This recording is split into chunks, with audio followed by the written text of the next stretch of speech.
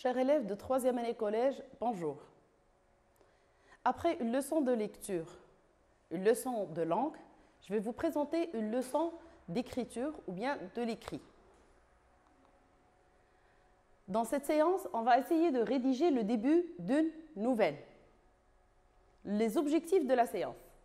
Lors de cette séance, on essaiera de répondre correctement au sujet de production écrite en respectant les consignes demandées. On essaiera de rédiger le début d'un récit correspondant aux deux premières parties du récit, c'est-à-dire la situation initiale et l'élément perturbateur. On va essayer d'employer les éléments de grammaire étudiés, à savoir les temps du récit, correctement dans le texte à produire. Le support que je vous propose, c'est un sujet qu'on va essayer de commencer par observer. Observons le support, bien le sujet. Même avant lecture, vous pouvez remarquer que le sujet est écrit de deux couleurs. Première partie écrite en noir, deuxième partie écrite en vert. Pourquoi ce changement de couleur? On va essayer d'expliquer après une lecture.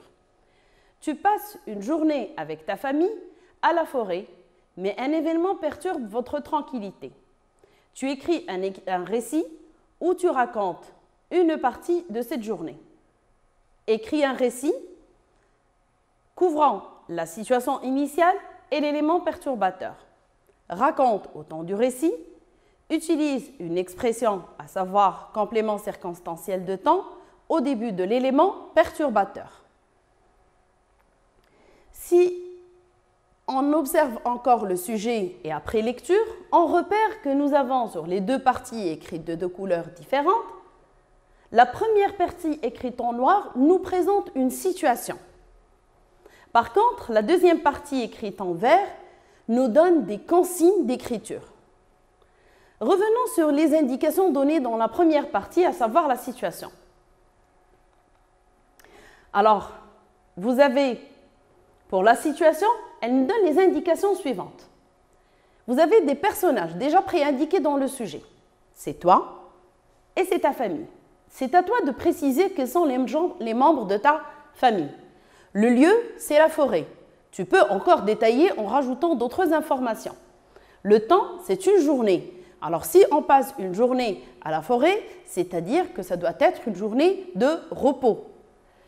Événement, c'est la sortie. Deuxième partie du sujet, c'est la consigne ou les consignes. Alors, la consigne nous demande de respecter les consignes suivantes. Première consigne. Il faut écrire un texte de type narratif, comme sur l'exemple du texte que nous avons étudié. Les parties du schéma narratif que doit couvrir notre production, ce sera la situation initiale, c'est-à-dire situation stable, et l'élément perturbateur.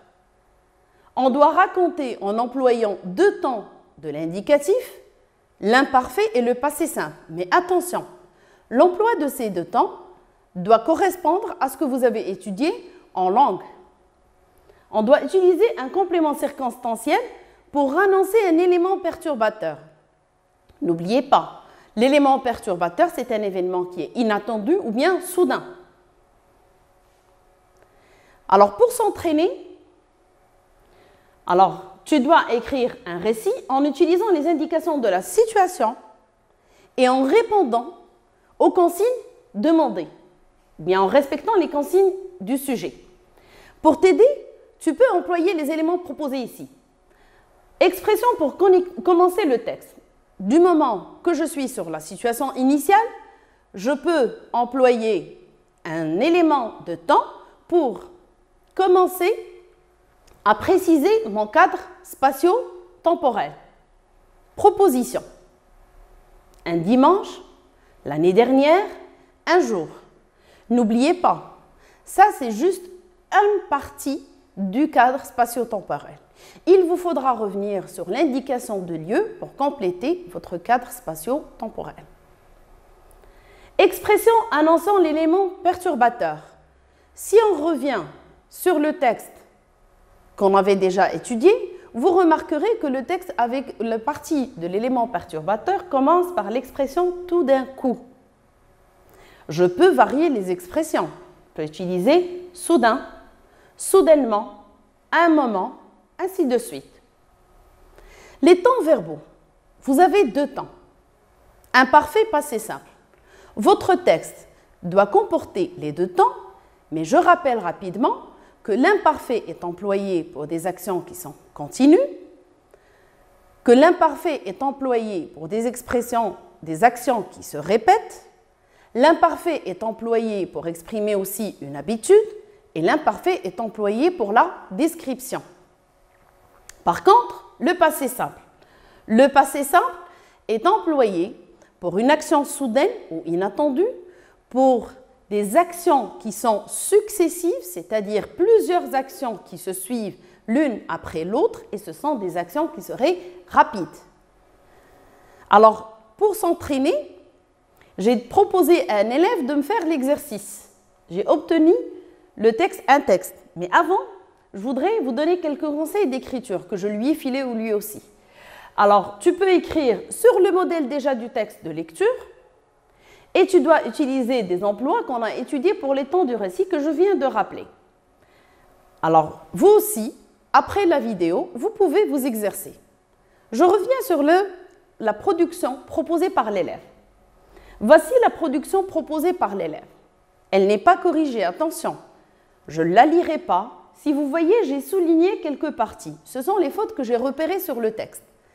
J'ai fait une correction du texte. Voilà ce que j'ai obtenu. Première remarque. Déjà, j'ai présenté le texte en 2 paragraphes. Vous voyez les alinéas. Pourquoi 2 paragraphes? Du moment que je couvre 2 parties du schéma narratif, c'est la situation initiale et c'est l'élément perturbateur. Remarquez bien, mon texte commence par une indication de temps. Un dimanche matin, moi et ma famille, nous avions décidé de passer une journée à la forêt pour profiter de l'air pur, sans CO2 produit par les voitures. Une fois arrivés, mes parents faisaient de la lecture, tandis que moi et mes frères jouions à des jeux en plein air. Tout d'un coup, une voiture conduite par un jeune garçon déferla sur les pique-niqueurs présents.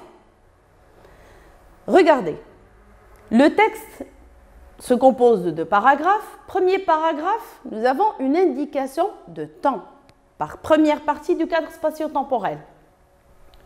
Une deuxième indication de lieu. Là, j'ai couvert le cadre spatio-temporel. Ensuite, on a précisé les personnages, moi et ma famille. On s'est situé et on a situé un événement. C'est notre sortie. Deuxième partie, c'est-à-dire le deuxième paragraphe, c'est l'élément perturbateur. Il a employé aussi l'expression employée dans le texte. Tout d'un coup. Tout d'un coup, l'événement qui se produit est conjugué au passé simple parce que l'action, elle est soudaine. Revenons un peu sur les temps aussi sur le premier paragraphe. Si vous remarquez sur le premier paragraphe, on a employé l'imparfait. Mes parents faisaient, action qui dure dans le temps. Tandis que moi et mes frères jouions, action qui dure, parce que c'est la situation qui est stable. Alors, la production écrite répond au sujet et respecte les consignes. On a 2 parties, situation initiale, élément perturbateur, un cadre spatio-temporel. Nous avons aussi un événement qui est présenté, sans trop de détails, mais le nécessaire est là. Une deuxième partie, c'est l'élément perturbateur commençant par une expression et un emploi grammatical des temps du récit qui est fait correctement. Récapitulons. Alors, la production respecte les consignes du sujet. C'est le début d'un récit. On n'est pas entré encore dans les péripéties. Situation initiale, élément perturbateur. On a employé les temps de récit et les expressions de temps et de lieu sont présents pour cadrer votre cadre spatio-temporel et pour annoncer l'élément perturbateur. J'espère que vous aussi, vous vous apprêterez au jeu et vous prendrez une feuille pour faire l'exercice. Bon courage et je vous remercie pour votre attention.